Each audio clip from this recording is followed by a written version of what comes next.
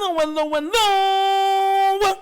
You were tuning into the episode of The Wunderkind Show. Today's first topic. Some Raven fans are mad at what I said. Look. I always like to answer back some of the stuff that's being levied at me. And the reason why is because I like to always give clarity to all of my statements. Context. You know, the word that we use so frequently on this platform. But I had a lot of people coming for me about two things. Me being worrisome about Lamar missing another practice. And also me being so critical of EDC's lack of attack mode at the trade deadline. Now, look, guys, I want to make sure that I make my point across pretty clear on this, right? We're going to talk, right? And we're going to be real, like, understanding to one another's point of view. You know what I'm saying? So let me start by saying this. Oh, you think I care? You know I got to give you the truth. Listen, let me tell you something right now. If Lamar was 100%, right? Do you think he'd be practicing? He would, wouldn't he? But he's not. And he's not 100% because your GM, Eric DaCosta, right, has once again neglected the offensive line. That's why we're in the predicament that we're in. And on top of that, he didn't even address the D-line.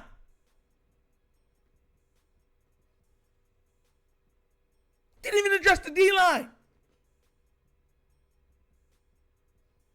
So at what point does it get to where you say, man, we've seen, like realistically speaking, we've seen this man get injured, God forbid, 3 times because of his O-line.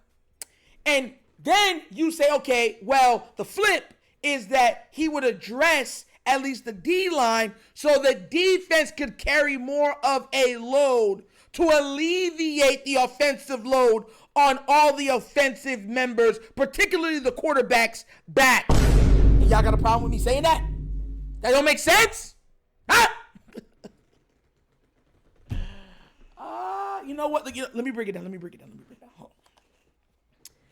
Let me just talk to, I want to talk to the nice person in you right now. I want you to understand that football, it's not just about mentals and lifting weights. It's about the ability of availability. You understand?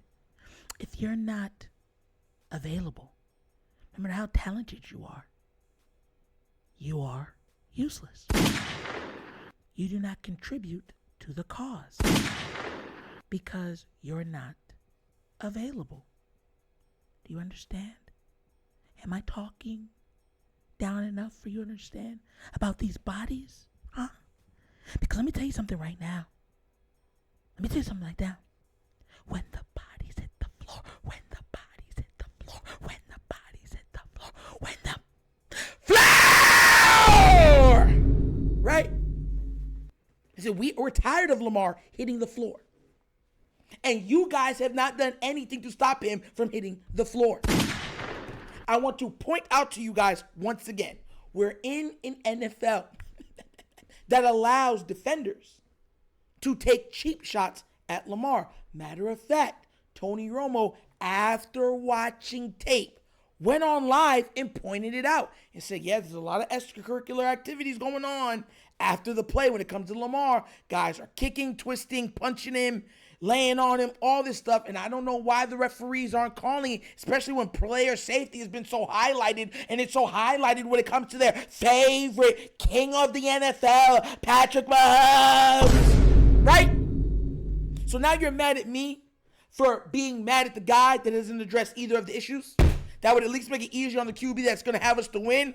that's on pace to have a breathtakingly historical season right now with him and his running back, and then y'all gonna get mad at me for saying the truth? Make it make sense. Nasty work. It's nasty, bro. It's nasty. It really is.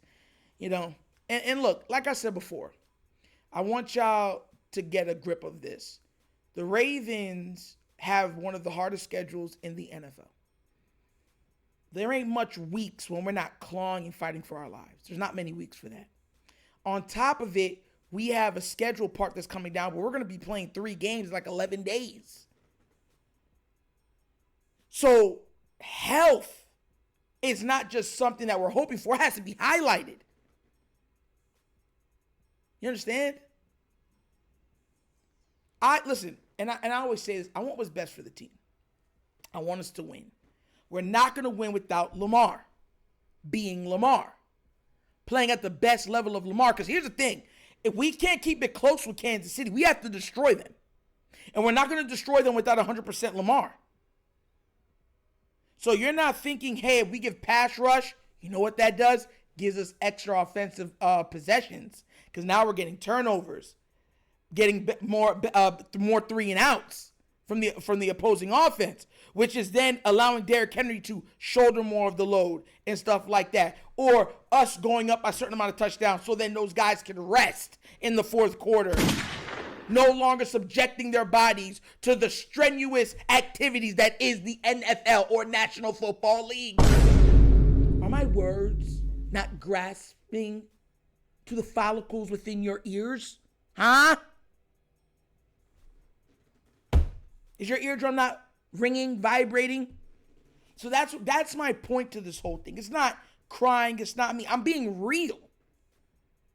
How much times do you have to do the same thing and it not work out till you be like, man, I got to make a switch? Some of y'all are willing to bang your head against a brick wall saying, oh, it'll eventually break. No, you're breaking your face.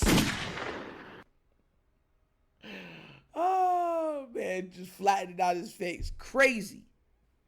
That's what EDC and them has done. And I've said it multiple times that EDC doesn't make moves unless almost he gets the player for free.